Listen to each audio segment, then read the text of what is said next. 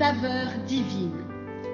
Cette bonne nouvelle du royaume sera prêchée dans le monde entier pour servir de témoignage à toutes les nations. Alors viendra la fin. Ce pain céleste vous est présenté par Immaculée Niraneza.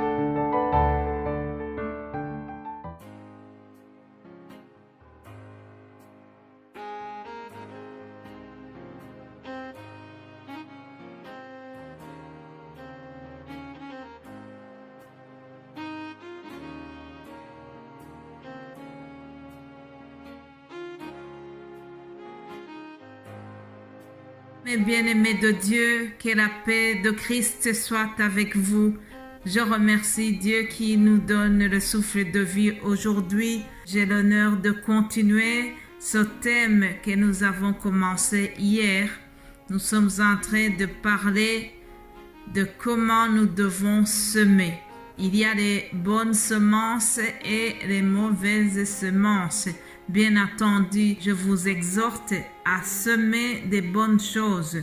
Bien entendu, avant de semer, il faut avoir un champ. Alors, celui qui nous demande de semer, c'est Dieu, et nous devons semer dans le champ de Dieu. Nous ne sommes pas propriétaires de ce champ, c'est Dieu qui nous recommande de semer et il nous demande de semer dans son champ. Dans le champ de Dieu, nous semons pour l'esprit et nous allons récolter la vie éternelle.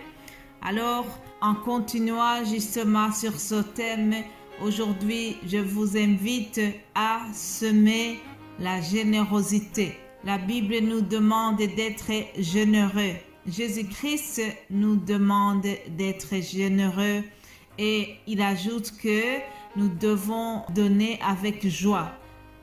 Dans la Bible, dans les Actes des Apôtres, il y a cette parole qui est très connue, qui est allée même dans le langage populaire de ceux qui ne sont pas nécessairement chrétiens.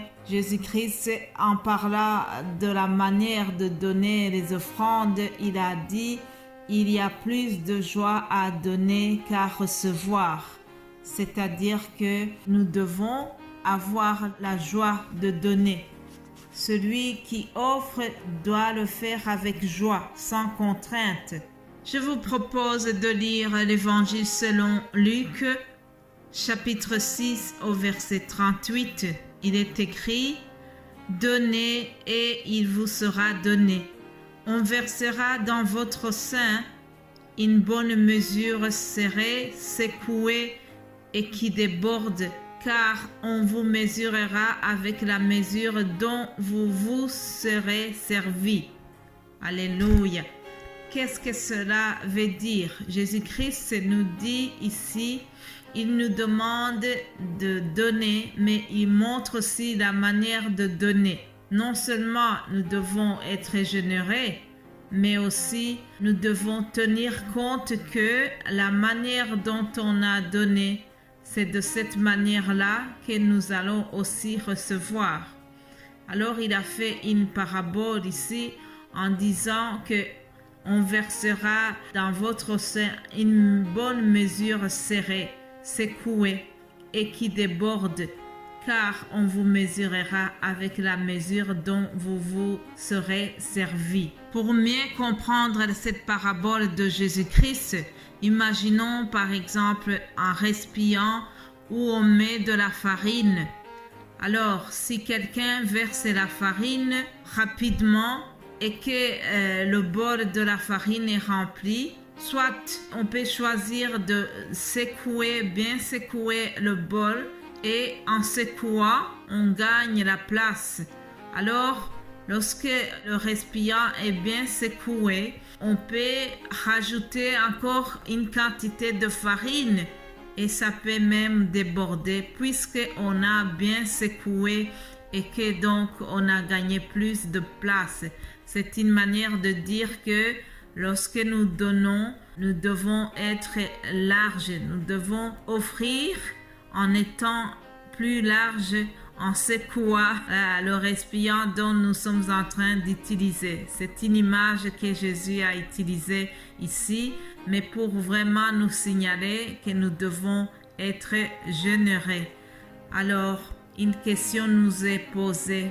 Comment est-ce que nous avons la facilité d'offrir? Est-ce que sommes-nous des gens qui donnent facilement ou nous avons des mains fermées? Rappelez-vous, si nous gardons nos poings fermés, Dieu n'aura pas la manière de nous remplir encore. Pour que Dieu puisse nous mettre des choses dans les mains, il faut que nos mains soient ouvertes pour pouvoir recevoir encore de notre Père Céleste qui donne tout.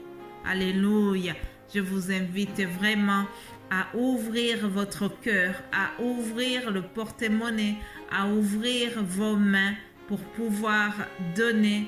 Et c'est en donnant que nous allons recevoir. Je vous le dis et je le dis à moi-même. Donnons et il nous sera donné.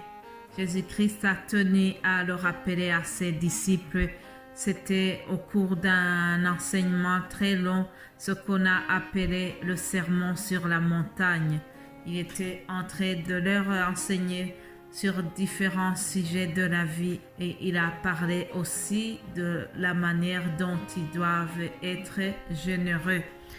L'apôtre Paul aussi va toucher ce point de la générosité. Il a enseigné aux Corinthiens et il leur a dit quelque chose qui ressemble à ce que le maître avait enseigné à ses disciples. Lisons 2 Corinthiens chapitre 9 au verset 6. Paul dira ceci: « Sachez-le, celui qui sème peu moissonnera peu, et celui qui sème abondamment moissonnera abondamment. » C'est tellement clair. Celui qui sème peu moissonnera peu. Autrement dit, si tu n'es pas très généreux, bien sûr que toi aussi on ne sera pas assez généreux à ton égard. Si tu ne rends pas visite aux malades, il ne faut pas s'attendre à ce que toi, quand tu seras malade, on viendra te rendre visite. Si tu ne téléphones pas à tes amis, si tu ne prends pas le temps de leur envoyer ne fût-ce qu'un SMS pour demander des nouvelles, il ne faut pas te plaindre que toi, tu ne reçois pas la même chose. Sachez que ce que nous sémons, c'est cela que nous moissonnons. Et puis au verset 7, l'apôtre Paul va continuer en disant que chacun donne comme il l'a résolu en son cœur, sans tristesse ni contrainte, car Dieu aime celui qui donne avec joie. Ça rejoint ce que je vous disais tantôt, cette parole que Jésus a prononcée dans les Actes des Apôtres qui dit « Il y a plus de joie à donner qu'à recevoir ». Chers amis, notre Père Céleste voit dans le cœur. Lorsqu'il constate que nous avons donné avec beaucoup de joie, en conséquence, en récompense de cela, voici ce que Dieu fait. 2 Corinthiens chapitre 9 au verset 8, je lis ceci. « Et Dieu peut vous combler de toutes ses grâces, afin que possédant toujours en toutes choses de quoi satisfaire à tous vos besoins, vous ayez encore en abondance pour toute bonne œuvre. » Alléluia. Selon qu'il est écrit, il a fait des largesses et il a donné aux indigents. Sa justice subsiste à jamais. Alléluia. Mes bien-aimés de Dieu, nous avons une autre promesse qui dit que celui qui fournit de la semence au semeur et du pain pour sa nourriture vous fournira et vous multipliera la semence et il augmentera les fruits de votre justice. Vous serez de la sorte enrichis à tous égards pour toute espèce de libéralité qui par notre moyen feront offrir à Dieu des actions de grâce. Alléluia. Je termine en vous souhaitant vraiment d'avoir un cœur large, un cœur généreux, tout en sachant que celui qui sème peu moissonnera peu et celui qui sème abondamment moissonnera abondamment. Soyez bénis au nom de Jésus-Christ. Amen. Amen.